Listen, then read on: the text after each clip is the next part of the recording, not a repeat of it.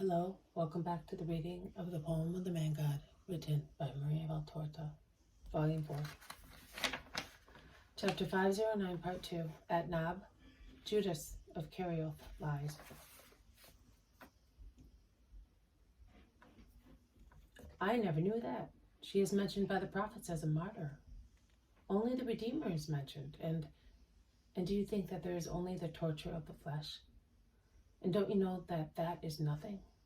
For a mother, in comparison with the torture of seeing her son die? Your mind.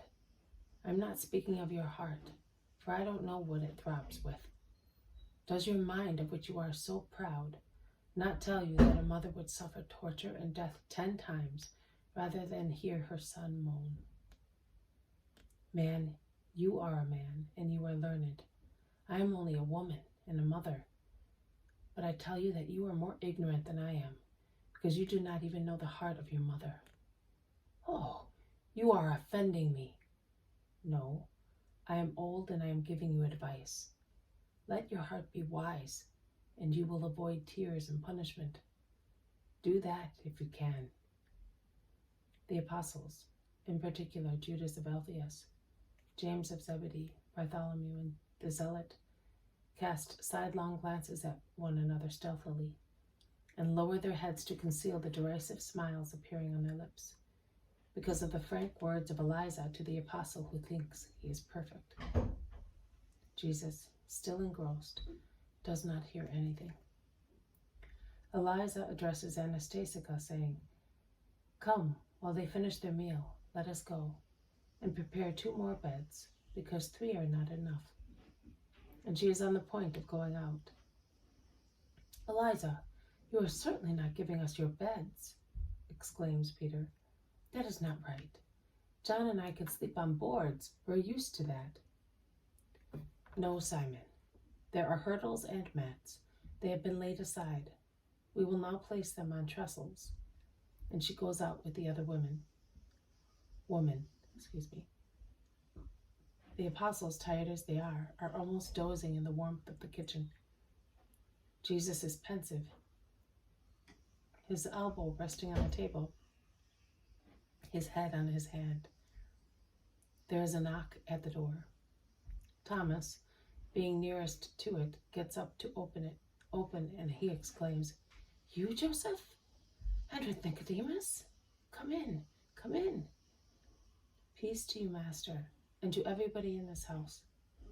"We are going to Ramah, Master. Nicodemus invited me there. As we were passing here, we said, 'Let us stop to greet the Master.' We were anxious to hear whether you had been bothered again, as they went looking for you at Joseph's. Actually, they have been looking for you everywhere after you cured that blind man. They did not walk out of the walls, that is true. They did not move a chair to avoid infringing the Sabbath, and thus they think they are pure. But to look for you, to follow Bartholomew, oh, they went well beyond the limit." "How do they know if the Master did not do anything in the street?" asks Matthew. "True, we did not know either whether he had been cured. We went to the synagogue and then to say goodbye to Nike, Isaac and Margiam, who were staying with her. Then after sunset we came straight here," says Peter. "You did not know, but the messengers of the Pharisees did. You did not see, but I did.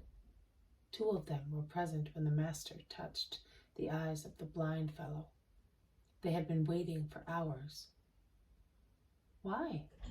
asks Judas of Kerioth with an innocent look. "Are you asking me?" "It's strange. That's why I am asking. It's even more strange that for some time there are always spies wherever the Master is. Vultures go where there is prey, and wolves approach herds, and thieves where their accomplices say there is a caravan. You are right." "What are you insinuating?" "Nothing. I was completing your proverb, applying it to men, because Jesus is a man, and men are those who lay snares for him." "Tell us, Joseph, tell us," many of them say. "If the Master wishes, I came to tell you." "Speak up," says Jesus. And Joseph tells in detail what he had noticed, omitting, however, one particular, that it was Judas who informed the blind man where Jesus was staying. Comments are manifold, resentful, sorrowful, according to hearts. And Judas of Kerioth is the most apparently afflicted and upset. He is against everybody, and in particular against the imprudent blind man who had come and placed himself in Jesus' way on the Sabbath, confiding in the well-known kindness of the Master. Or was it you who pointed out the man to him? I was near you and I heard, says Philip, full of amazement. To point out does not mean to give an order to do something. Oh, I am sure that you would not have taken the liberty of ordering the Master to work, says Thaddeus. Me? Far from it. I pointed him out only to ask for a clarification. Yes, but the action of pointing out is at times an invitation to act, and that is what you did, replies Thaddeus. You say so, but it is not true, asserts Judas impudently. Is it not true? Are you really sure?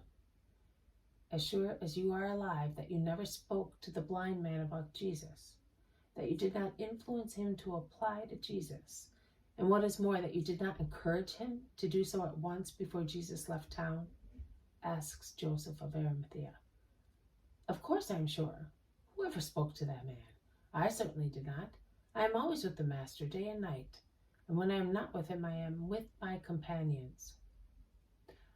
I thought you had done that yesterday when you went away with the women, says Bartholomew. Yesterday? I went and came back faster than a swallow. How could I look for the blind fellow, find him and speak to him in such a short time? You might have met him. I never saw him.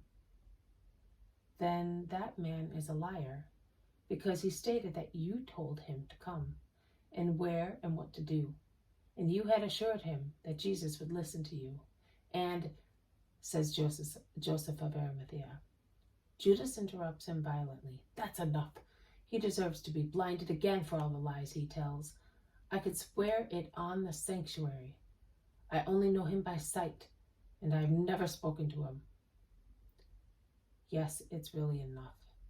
Your soul is in order, Judas of Kerioth, who do not fear God because you know that your actions are holy. You, happy fellow who are afraid of nothing, Joseph says to him, looking at him severely with piercing eyes. No, I'm not afraid because I am without sin. We all sin, Judas, and it is not so bad if we do repent after our first sins, and we do not increase them in number and wickedness, says Nicodemus, who had never spoken so far. He then addresses the Master, saying, It is said that Joseph of Sepphoris has been threatened with being banished from the synagogue. They refused to let him go in, and they cried anathema on him. That is too much. For how long, O Lord? Shout many.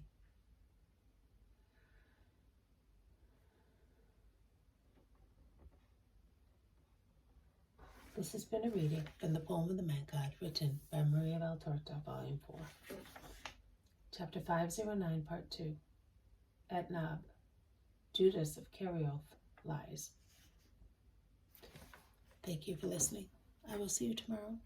May God bless you, and may peace be with you.